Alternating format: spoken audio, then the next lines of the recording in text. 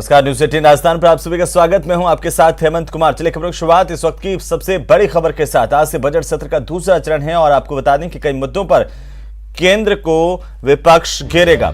संसद के बजट सत्र का दूसरा चरण आज से शुरू होने जा रहा है। जम्मू कश्मीर का बजट आज पेश करेंगे वित्त मंत्री। विदेश मंत्री एस जयशंकर रूस और यूक्रेन युद्ध को लेकर के संसद में बयान दे सकते हैं। ऑपरेशन गंगा पर उनके बयान की प्रतीक्षा है। तो ये बड़ी खबर, संसद के बजट सत्र का आज दूसरा दिन। आज वित्त मंत्री जम्मू कश्मीर का बजट पेश करेंगी, सदन में रखेंगी। विदेश मंत्री रूस यूक्रेन युद्ध को लेकर के बयान दे सकते हैं। ऑपरेशन गंगा पर संसद में बयान दे सकते हैं।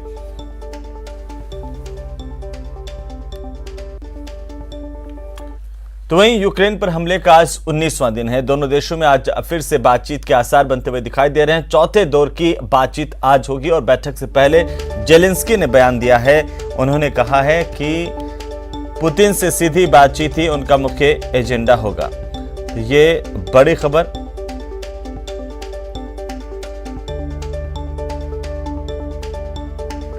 बड़ी जानकारी हम आपको बता दें कि आज रूस और यूक्रेन के बीच में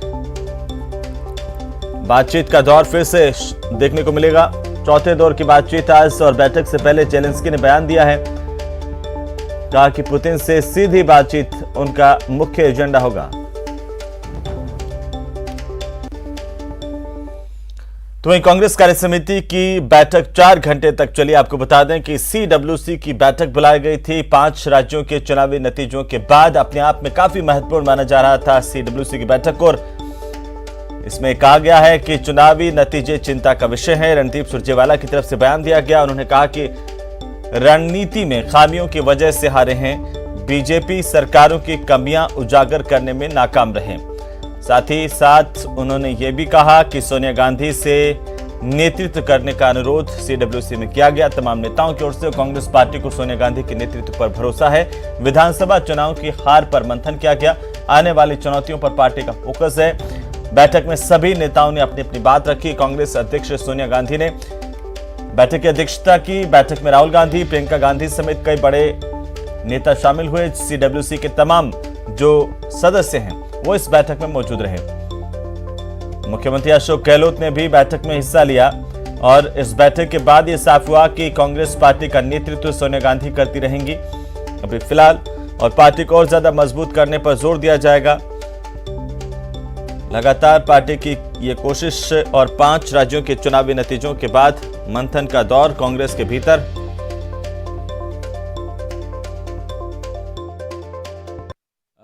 कांग्रेस कार्य समिति द्वारा जारी वक्तव्य। 5 राज्यों के विधानसभा चुनाव परिणाम भारतीय राष्ट्रीय कांग्रेस के लिए गंभीर चिंतन का विषय है। पार्टी का यह मानना है कि अपनी रणनीति में खामियों के चलते हम जहां 4 राज्यों में भाजपा सरकारों के कुशासन को प्रभावी ढंग से उजागर नहीं कर पाए, वहीं पंजाब राज्य में नेतृत्व बदलाव के बाद मिले सीमित समय में सत्ता विरोधी लहर पर काबू नहीं पाया जा सका। कोई चिंतन शिविर कब होगा? कुछ नहीं, सभी मिल के बात किए, चिंतन शिविर कब और सभी एक होके बात किए, और पार्टी को मजबूत बनाने के लिए क्या करना उसकी स्ट्रैटेजी बनाने के लिए हमारे नेता श्रीमती सोनिया गांधी जी को भरपूर मदद करना, सपोर्ट करना, ये फैसला होगा। वहीं राजस्थान बीजेपी के प्रदेशाध्यक्ष सतीश पूनिया ने बताया है कि पार्टी नेताओं से फोन पर बात हुई है, मिलने का समय नहीं मिला है। उन्होंने कहा कि विधानसभा चुनाव के नतीजे साफ कर रहे हैं कि प्रधानमंत्री की लोक कल्याण की नीतियों का असर जमीन पर देखने को मिला है। सतीश पूनिया ने कहा कि योगी आदित्यनाथ की कानून व्यवस्था को मजबूत करने का असर भी देखने को मिला है। यह राष्ट्रवाद की जीत है। कांग्रेस के पास एक बड़ा प्रदेश बचा है और कांग्रेस नेतृत्व की प्राथमिकता भी राजस्थान नहीं है। कांग्रेस में आज भी अंतर्कलह यथावत है। उन्होंने कहा कि कांग्रेस के अंतर्मन का अवसर भी बचा नहीं है। अस्तित्व की अंतिम लड़ाई लड़ रही है। कांग्रेस को पूरे देश में नकार दिया है। सतीश पूनिया ने कहा कि भाजपा राजस्थान में मजबूत है। कैडर बूथ तक मजबूत है और अपने दम पर जीत दिलाने में सक्षम है। कांग्रेस अध्यक्ष ही अपनी पार्टी के बजाय बीजेपी की फिक्र करते हैं। बीजेपी का नेतृत्व मजबूत है, संसदीय दल मजबूत है। उन्होंने कहा कि भाजपा का संगठन सरकार लाने में सक्षम है। राजस्थान में पार्टी वैचारिक रूप से इतनी मजबूत है कि वहां किसी भी पॉलिटिकल गॉसिप को या चर्चाओं को कोई स्थान नहीं है। भारतीय जनता पार्टी के साथ वैचारिक रूप से जो ताकत है, दूसरे संगठनों की भी एक साथ उससे जुड़ी हुई ताकत है। आज पार्टी का कैडर नीचे तक, पोलिंग बूथ तक इतना एस्टेब्लिश हो गया कि वो अपने दम पर, अपनी ताकत के बूते पर पार्टी को जीत दिलाने में सक्षम है। और इस तरीके की चर्चाएं कांग्रेस के लोग ज्यादा करते हैं। मैं कई बार बयान देखता हूं कि कांग्रेस के पीसीसी के अध्यक्ष अपनी पार्टी की फिक्र कम करते हैं, बीजेपी की ज्यादा करते हैं। भारतीय जनता पार्टी का आलाकमान भी मजबूत है, पार्टी का संसदीय दल भी मजबूत है। और क्योंकि अक्सर जब चर्चा चलती है तो लीडरशिप के नाते चलती है, और लीडरशिप के बारे में पार्टी में कोई दो राय नहीं है, क्योंकि जो आलाकमान कहेगा, जो संसदीय दल कहेगा, वो नेता होगा। ये झगड़ा कांग्रेस की तरफ से जरूर इस बात को कोशिश की जाती है एस्टेब्लिश करने की, लेकिन कांग्रेस और बीजेपी में ये फर्क साफ नजर आता है कि भारतीय जनता पार्टी का कैडर, पार्टी का कार्यकर्ता, पार्टी का नेता, पार्टी का आलाकमान, पार्टी की जितनी तमाम एजेंसी हैं, वो सक्षम है राजस्थान में विचार के नाते और संगठन के नाते सरकार को मजबूती से लाने के लिए। चलिए आगे बढ़ेंगे और इसी बीच बड़ी खबर है, वन्य जीव अंगों की तस्करी करने वालों पर एसओजी ने बड़ी कार्रवाई की है। एसओजी की टीम ने राजधानी जयपुर में कार्रवाई की और आपको बता दें कि पुलिस के एक सब इंस्पेक्टर समेत 3 तस्करों की गिरफ्तारी हुई है। 35 बड़े हाथी के दांत, हाथी दांत का पाउडर बरामद किया गया है। मौके से एक रिवॉल्वर को भी बरामद किया गया है और आरोपियों के कब्जे से 1.5 लाख रुपए की नकदी एसओजी की टीम ने बरामद की है। तो बड़ी खबर, एसओजी की टीम ने जयपुर में कार्रवाई की है। लगातार इनपुट मिल रहे थे वन्य जीवों के अंगों की तस्करी को लेकर के और आखिरकार इस कार्रवाई में खुलासा हुआ। 35 बड़े हाथी के दांत समेत कई अन्य वन्य जीवों के अंग बरामद किए गए हैं। तो चलिए आगे बढ़ेंगे। सीकर में खाटू श्याम जी में बाबा श्याम का फाल्गुनी लक्खी मेला लगातार जारी और आज एकादशी है। एकादशी के मौके पर देश भर से श्रद्धालुओं के ज्यादा पहुंचने की उम्मीद जताई जा रही है और आज सबसे ज्यादा भीड़ इसी के चलते यहां पर उमड़ेगी। देश के अलग अलग कोनों से लोग यहां पर पहुंच रहे हैं और खाटू में एकादशी को पूरी तरह से जो खाटू नगरी है वो श्याममय दिखाई दे रही है। श्याम के जयकारे हैं, लोग लगातार खाटू श्याम के दर्शन करने के लिए बड़ी संख्या में खाटू श्याम मंदिर पहुंच रहे हैं। तो आज दोपहर में झांकी निकाली जाएगी और यह भी अपने आप में खास होती है। एकादशी के मौके पर हर साल ये झांकी खाटू श्याम मंदिर से निकलती है और रथ यात्रा में बड़ी संख्या में लोग शामिल होते हैं और इस बार पहली बार होगा जब हेलीकॉप्टर से यहां पर आने वाले श्रद्धालुओं पर पुष्प वर्षा की जाएगी। आपको बता दें कि लगातार प्रशासन, पुलिस, तमाम लोग लगे हुए हैं कि लोगों को किसी तरह की परेशानी नहीं हो। पुलिस प्रशासन की ओर से इस मेले में कड़े इंतजाम किए गए हैं। चप्पे चप्पे पर सुरक्षा कर्मियों की तैनाती की गई है। जैसे ही आप खाटू नगरी में प्रवेश करेंगे तब से लगा करके खाटू मंदिर तक व्यवस्थाएं पूरी तरह से यथावत बनी रहे, इसको लेकर के खास कोशिशें प्रशासन की हैं। तो कोरोना काल में 2 साल तक चूंकि यहाँ पर मेला नहीं लग पाया और इसके बाद ये बड़े स्तर पर इस बार जो लक्खी मेला है वो सुचारू तरीके से देखने को मिल रहा है और ऐसे में श्रद्धालु भी इस बार ज्यादा पहुंच रहे हैं।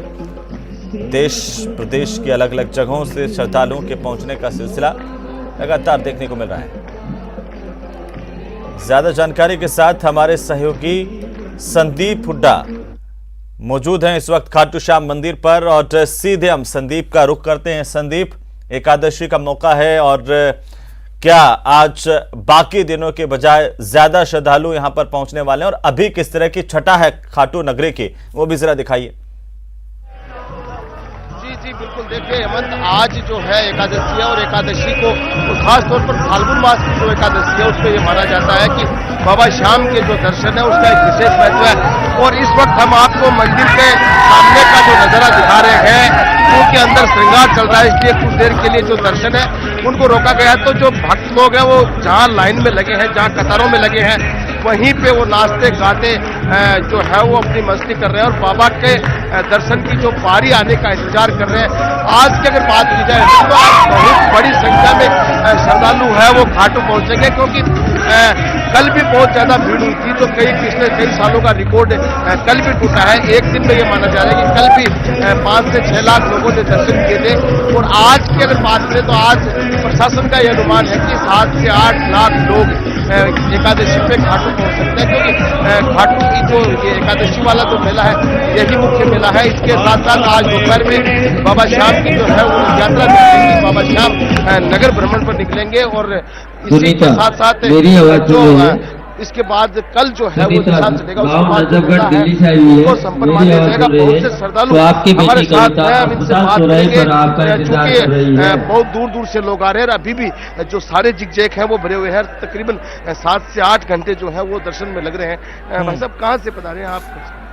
जय श्री श्याम, हम दिल्ली से आए हैं। नीलम व चंद्रो तो सदे आवे नंगे पैर मगर इसे बाबा शाम बुलाते हैं, वही आते हैं। और आज फागुन की 11 है, बाबा ने सभी शाम को यहाँ पे बुलाया है। सभी शाम को बाबा से जो कर बाबा से मिलना है। आपका इंतजार कर रहे हैं। बोल हारे के सहारे की जय। जय बाबा की। मैं दिल्ली से आया हूँ, बाबा के दर पे पहली बार आया हूँ। सुना है कि फागुन की एकादशी पे जो बंदा आता है बाबा उसके सारे काम पूरे करते हैं। हारे का सहारा बाबा शाम हमारा। बोल बाबा की। तो ये देखिए जिस तरह से हेमंत जो श्रद्धालु हैं, जो बाबा के अनन्य भक्त हैं, उनका जो जोश है वो लगातार बना हुआ है। और ये वो लोग हैं जो लंबे समय तक लाइन में लगने के बाद यहाँ तक पहुंचे हैं।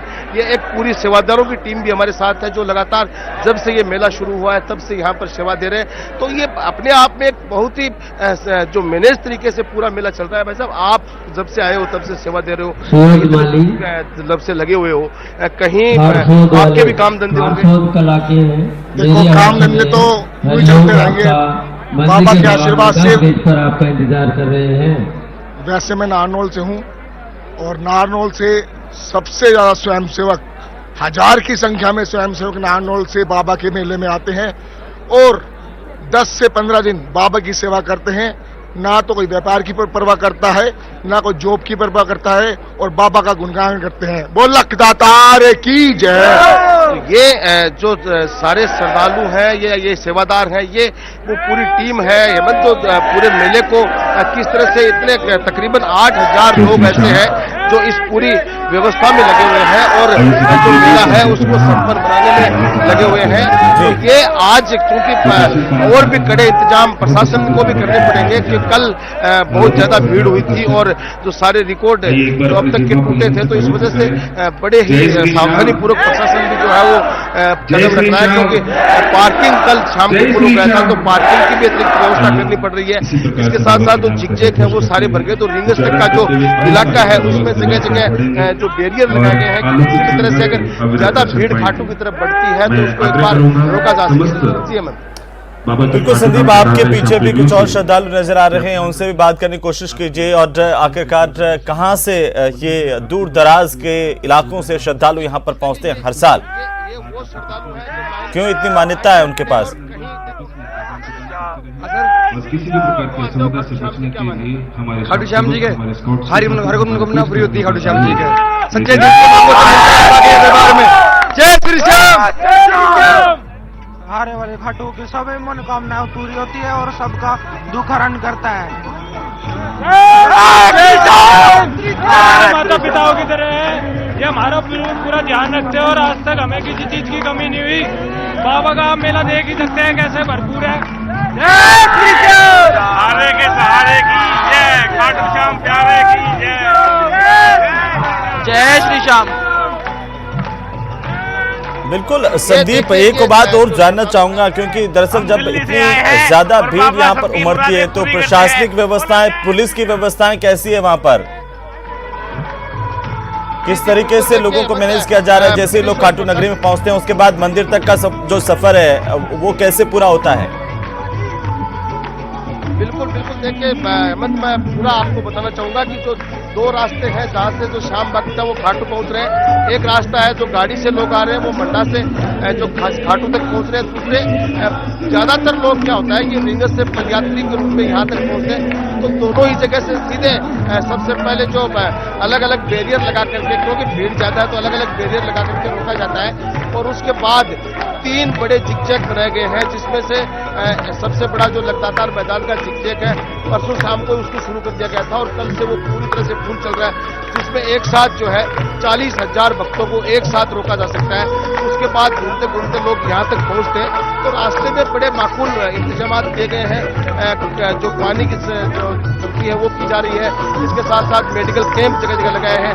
कानून व्यवस्था की अगर बात करें अमन, तो तकरीबन 3,500 पुलिसकर्मी है वो पूरे मेले में तैनात किए गए हैं। इसके साथ साथ प्रशासन और पुलिस के जितने भी जिले के अधिकारी हैं वो सभी फिलहाल खाटू में डेरा डाले हुए हैं। अलग अलग एरिया में जो है जिला कलेक्टर ने एरिया मजिस्ट्रेट, डिप्टी मजिस्ट्रेट किए कि कहीं भी सबसे जो है कि कानून व्यवस्था नहीं बिगड़े और जो श्रद्धालु हैं उनको कोई समस्या नहीं हो। श्याम मंदिर कमेटी की अगर बात करें तो ये पूरे जो व्यवस्थाएं की गई है वो श्याम मंदिर कमेटी की ओर से की गई है, जिसमें श्रद्धालुओं के लिए सारी सुविधाएं की गई है। और जो बड़ी संख्या में श्रद्धालु आ रहे हैं, तो रोडवेज ने तकरीबन 200 से ज्यादा बसें अतिरिक्त आज खाटू के लिए लगाई है, क्योंकि बहुत बड़ी संख्या में श्रद्धालु पहुंचेंगे। और कल भी एक बार ये हुआ था कि कस्बे में भी कहीं जगह नहीं मिली थी, तो प्रशासन आखिर में जो श्रद्धालु है उसको यहाँ से निकालने की जो प्राथमिकता है, इसके चक्कर में बहुत ज्यादा बसें आज लगाई गई है, जिससे तुरंत प्रभाव से जो श्रद्धालु जो दर्शन कर लेते उनको खाटू से रवाना किया जा सके और जो दूसरे श्रद्धालु है उनको खाटू में प्रवेश कराया जा सके। तो ये एक बहुत बड़ी चुनौती है। जी अमन। बिल्कुल संदीप, रहने की ठहरने की व्यवस्थाएं भी यहाँ पर खाटू में होती है धर्मशालाओं के जरिए, वो किस तरह से संचालित हो पा रही है पूरी, क्योंकि बाहर से लोग यहाँ पर ज्यादा पहुंच रहे हैं? जब खाटू धाम में प्रवेश करते हैं जी बिल्कुल, बहुत से ऐसे लोग हैं जो तकरीबन 1 से 1.5 महीने तक खाटू में रुकते हैं, मेले से पहले आ जाते हैं। बहुत से ऐसे लोग हैं जो मेला शुरू होने के बाद जो होली खेल करके यहाँ से जाते हैं। तो ये एक बहुत बड़ी व्यवस्था लोगों को करनी पड़ती है। तो तकरीबन अगर अपन खाटू की बात करें तो 1,000 से ज्यादा यहाँ पर धर्मशाला है, होटल है, उनमें लोग अपने स्तर पर रुक रहे हैं। इसके साथ साथ रिंगस रोड और जो दोनों मुख्य सड़क जगह जगह बड़े बड़े भंडारे जहाँ पर लगाए गए हैं, वहाँ पर आराम से लोगों को रुकने की व्यवस्था की गई है। इसके साथ साथ जो लोग पैदल आते हैं और जो थकान हो जाती है उनके लिए, उनकी थकान उतारने के लिए, उनकी मालिश करने के लिए अलग अलग तरह की मशीनें भी लगाई गई है, जिससे कि जो श्रद्धालु हैं उनको कहीं तरह की परेशानी नहीं हो।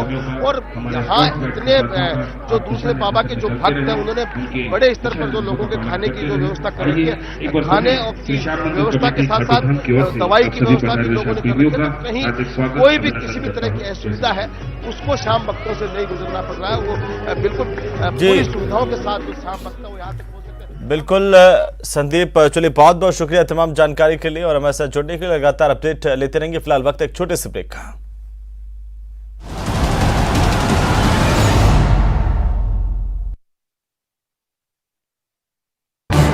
इस न्यूज